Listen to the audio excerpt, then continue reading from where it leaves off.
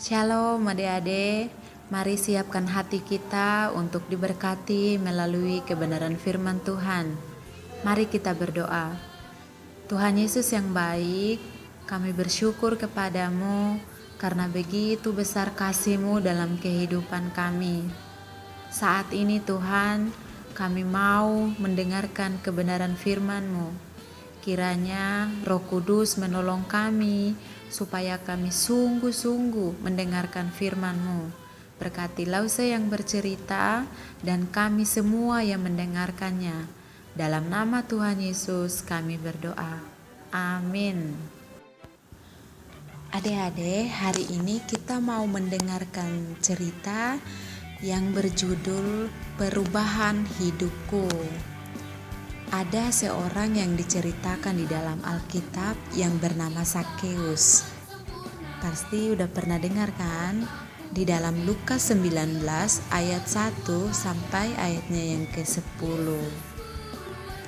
Sebelum Lause melanjutkan cerita ini, adik-adik yuk kita bersama-sama membaca ayat hafalan kita hari ini. 1, 2, 3. Jadi, siapa yang ada di dalam Kristus, ia adalah ciptaan baru. Yang lama sudah berlalu, sesungguhnya yang baru sudah datang. 2 Korintus 5 ayat 17. Ini adalah Zakheus. Adik-adik tahu pekerjaan Zakheus apa?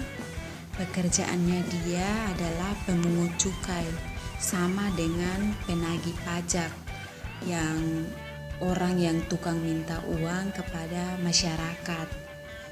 Dan dia juga memiliki badan yang pendek, adik-adik. Nah, pekerjaannya dia ini sebagai penagih pajak itu dianggap buruk oleh masyarakat pada waktu itu, masyarakat Yahudi. Karena Zakheus ini kalau dia pergi menagih uang kepada masyarakat, dia meminta lebih dari yang sesungguhnya.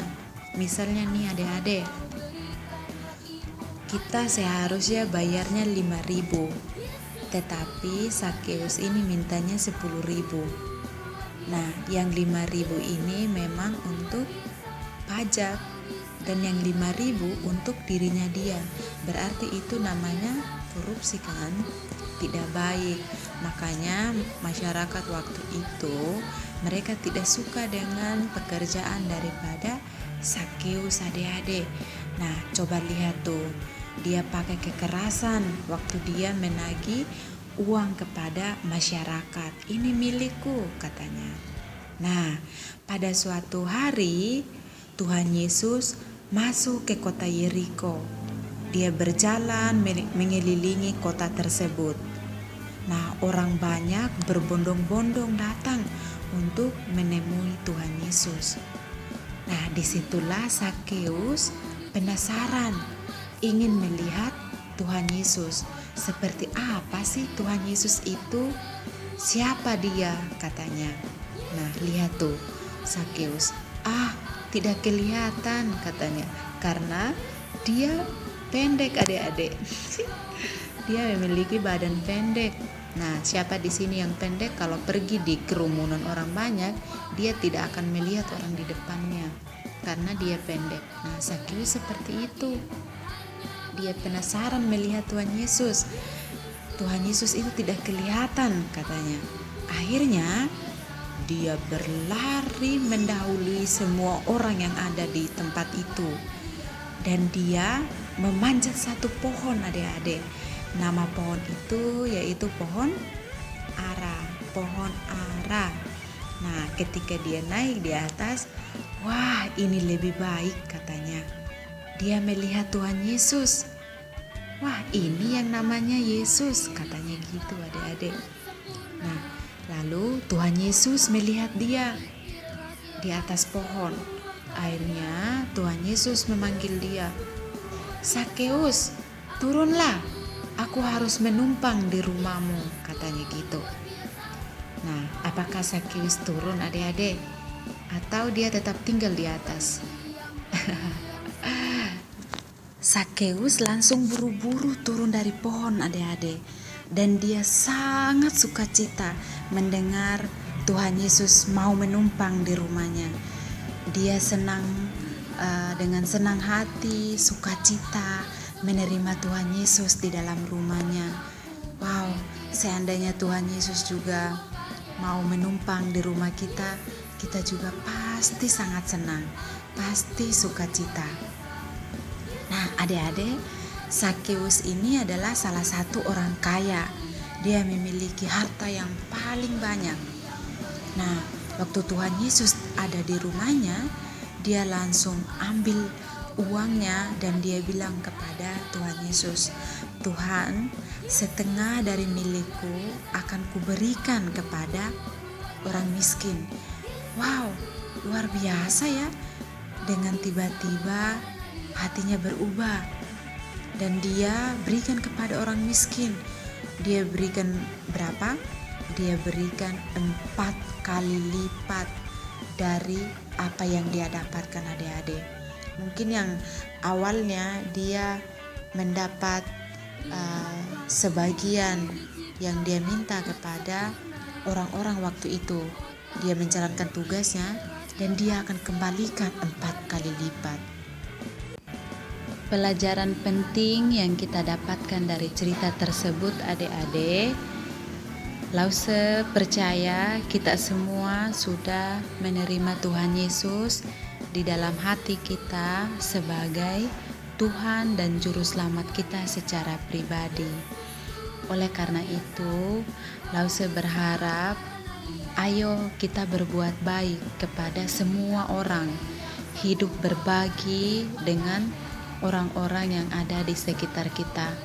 Apa yang kita punya, mari kita berbagi kepada teman-teman kita, kepada keluarga kita, saudara-saudara kita. Nah, ini adalah teman kita, namanya Aldi.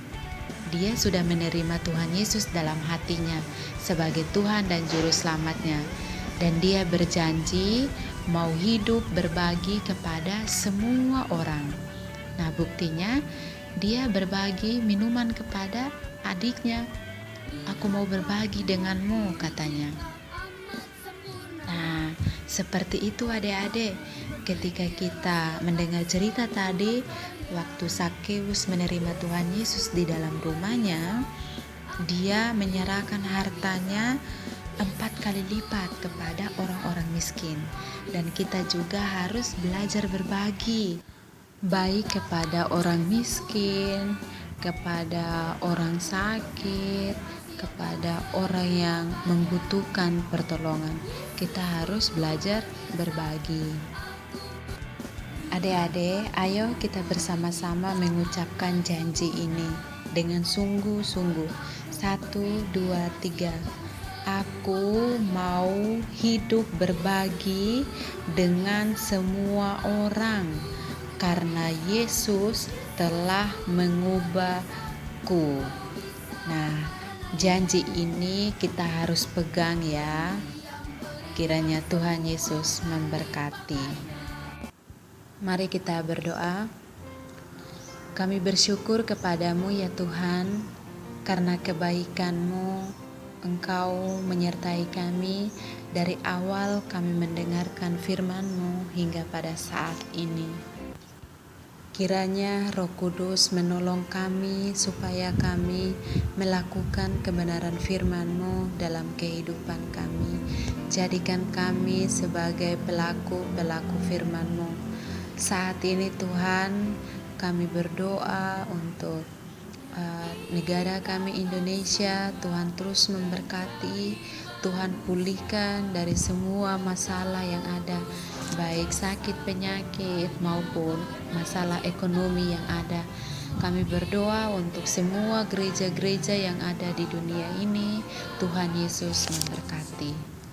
Kiranya Tuhan membuka pintu-pintu pelayanan bagi Injil Tuhan di dunia ini. Kami terus berdoa untuk gereja kami Gia Pader, supaya terus menjadi gereja yang menjadi garam dan terang di tengah-tengah negara ini. Kami berdoa untuk semua para hamba Tuhan di luar negeri maupun di dalam negeri. Tuhan pakai menjadi alat-Mu untuk menjangkau orang-orang yang belum percaya dan mengenal Engkau. Terima kasih Tuhan Yesus, kami akan mengakhiri ibadah kami. Tuhan menyertai kami hari ini sampai selama-lamanya. Pertemukan kami minggu yang akan datang untuk bersama-sama bersekutu di rumah kami masing-masing. Dalam nama Tuhan Yesus kami berdoa dan mengucap syukur kepada Bapa di surga. Amin. Shalom adik-adik, selamat hari Minggu. Tuhan Yesus memberkati kita semua. Sampai jumpa minggu yang akan datang.